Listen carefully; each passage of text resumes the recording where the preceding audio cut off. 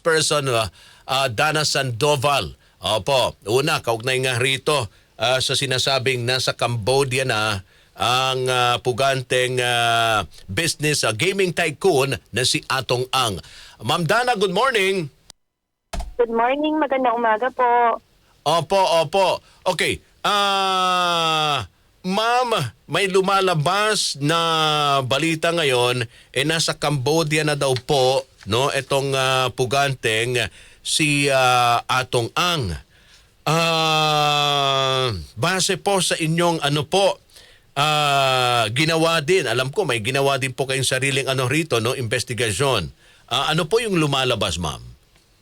Yes, ang masasagot po natin ay para po doon sa mga international ports of entry and exit na manned po ng ating mga immigration officers. So far po doon sa ating records, wala po siyang recent outbound travel. Wala po siyang pag ganun, ma'am, no, may mga natatanggap ho tayo mga ganitong klaseng impormasyon at lumalabas nga, no, sa inyong record, hindi dumaan dyan or walang lumalabas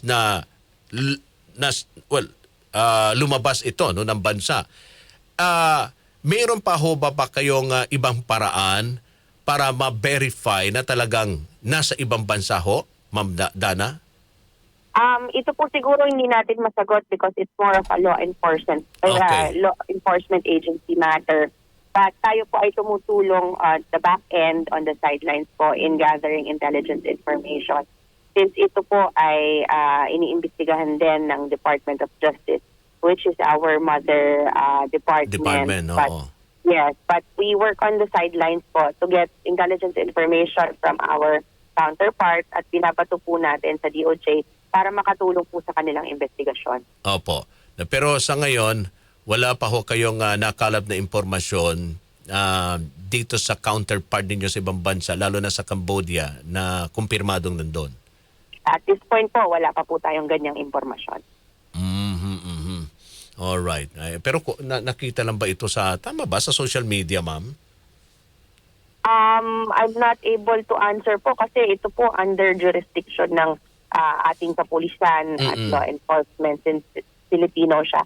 But there are reports po, may mga ganun pong bali-balita, pero wala naman po tayo sa ngayon na nakukuha pa na kumpirmasyon. Oo. Alright. Hindi din natin masabi, di ba, na dumaan ito sa backdoor o kung paano siya kung sinasabi na sa ibang bansa. At gaya ng sabi nyo nga, kayo ho ay patuloy na nagsasagawa ng investigasyon at bineberipika at kinukumpirma kung totoo itong impormasyon na nakalap ng DILG na nasa Cambodia. Itong si Atong Ang. Opo. Yes, that's right po. Tama po kayo dyan. Okay. So, ma'am, dito naman sa mga sa mga vlogger, Diyos mio, pumapasok rito sa ating bansa. Ito yung mga vlogger na taga ibang bansa, gumagawa ng content rito at hindi maganda, no, yung nilalaman ng kanilang ginagawang content sa hindi po ito first time yung nahuli. Kahapon ba yon yung nag-viral na sinasabi, Russian national, na sinasabi magpapakalat siya rito ng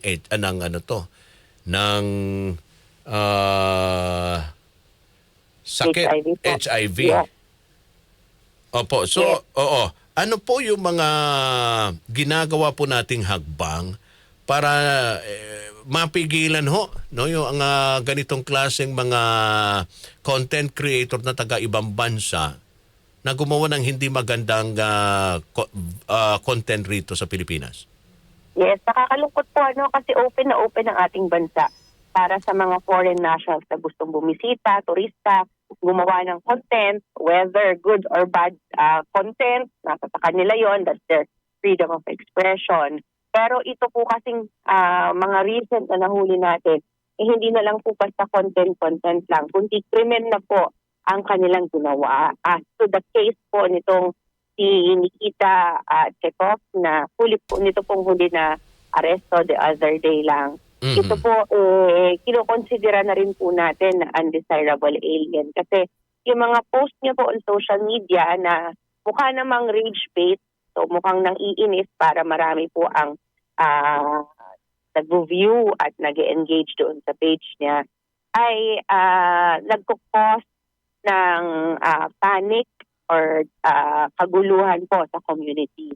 At pag ganyan po ang isang foreign national, tinuturing na po natin ito na undesirable alien dahil ang kanyang presensya doon po sa komunidad ay detrimental na doon sa kaayusan po nung paligid. Kaya naman po agad po siyang inaresto at ngayon po nakapiit sa ating holding facility habang humaharap po ng deportation case. Mhm. So, kailan yung nakatagdang deportation rito, ma'am? Naantay pa po natin kung may magfa-file po ng mga local cases ang ating local law enforcement laban po sa kanya. But we are also expediting the deportation of this individual kasi hindi na natin gusto na itong mga ito ay mas nagtatagal pa dito sa Pilipinas para po gumawa ng mga ganyang malicious content that are causing panic sa mga tao. Pang-ilan na tong foreign vloggers na gumawa ng ganitong klaseng mga content na hindi maganda dito sa ating bansa, ma'am? Na pinadeport. Marami na. Marami na po. But in the past few days, ang mga humedline po natin, 3, si Vitaly na na-deport po a few days ago, si Imros po ng Dumaguete po, isang Estonian naman yan na nag-video ng inappropriate sa mga kababaihan, kasama po yung mga minor de edad, may mga inappropriate videos po siya. At ito po, kinikita, Russian naman po yan. Sa PGC naman, nagkakalat umano ng lagim. Oo. Sabi nyo nga, marami na ho. Hindi ba ito nakakabahala, ma'am, sa ating bansa? Sa amin po, hindi naman po natin to nakikita as major threat siguro. Kasi it is understandable that people or some online content creators go here or trigger sensitivities of Filipinos para sa views, for clicks. Kasi ito po yung tinatawag na rage baiting. Gagalitin ka dahil galit na galit ka sa mga pinapost niya. Mangiinis siya, comment ka naman, post ka naman, reply ka naman. Dahil ganyan po ang dami ng engagement, may income sila dyan. Lumalaki po yung kanilang income because of the engagements that our netizens do. Ang Pilipinas po ay one of the most, if not the highest, users po ng social media. Kaya marami po sa mga content creator na yan, tinatarget po yung mga Pilipino para mag-react yung mga Pilipino. Kasi marami po ang social media users sa atin. So yun ang dahilan kung bakit talagang puntahan ng mga foreign vloggers ang ating bansa.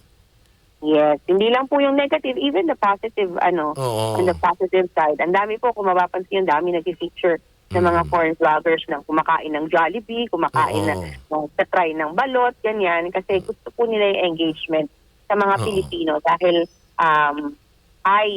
users po yung mga Pilipino ng social media.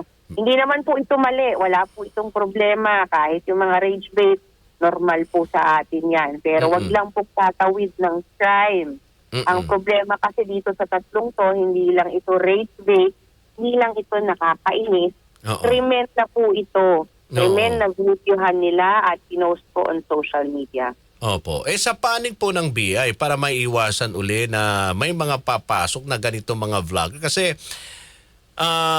sabi nyo nga, hindi lang tong unang beses, marami ng mga foreign vloggers ang gumawa ng ganitong klaseng mga content na hindi maganda at tuloy naapektuhan, di ba? Naapektuhan ang ating mga kababayan rito, naapektuhan ang imahe ng Pilipinas. So sa panig po ng BI, kung yan ay parte ng inyo pong mandato, obligasyon, ano po yung ginagawa natin para mapigilan na pumasok ang mga yan? Kasi makikita naman natin yung content ng kanilang vlog eh. Mhm. Kung anong klase. Mhm. Siguro po ang ginagawa po ng ating intelligence teams ay constant monitoring, hindi lang po yung mga on the ground, Oo. pati po sa social media. Actually, itong mga ito nahuli because they have been, nag-viral itong mga ito on social media. So kapag kami nakikita po na individual that nandito sa Pilipinas at ang ginagawa na po ay krimen at hindi na po basta content, yan po ay ina-action Mm-mm. sa upang hulihin, arestuhin po at ipa-deport. With the deportation po comes blacklisting, meaning hindi na po pinapayagan muli yung individual na yon na makabalik po ng Pilipinas. Ayan. Tama lang. Oo. Wag na silang payagang bumalik uli rito. Oo. Okay lang sana, di ba ma'am, yung iba ay pinopromote ang ating yung ilan nga, nakikita ko dahil sa kanilang pagbablog rito, abay natagpuan ang kanilang forever na Pinay. Di ba? Oh, silang Marami po yan na love story. oo. So yung mga ganon, yung okay yun. Di ba? Tapos nandun sila nakatira sa isang isla, bumuo ng isang pamilya. Oh, happy. Oh, pero etong mga iba abusado eh. Ay nako. Ma'am, bago ko kayo bitawan sa ere, update lang po. Ano po yung mga programa na meron ngayon ang Bureau of Immigration? Yes, ang pinakabago po natin na nailatag po na proyekto yung electronic gate para po sa Ninoy Aquino International Airport. Bale, meron na pong expansion nitong electronic gates na ito to include other international airports. So pumasok na po into agreement ang BI with in procuring other electronic gates po sa lahat ng ating mga pasaran para naman yung convenience ng electronic gates hindi lang po malimit sa NAIA but also in other airports na ina-expect po natin mas tataas pa ang usage sa mga susunod po na taon.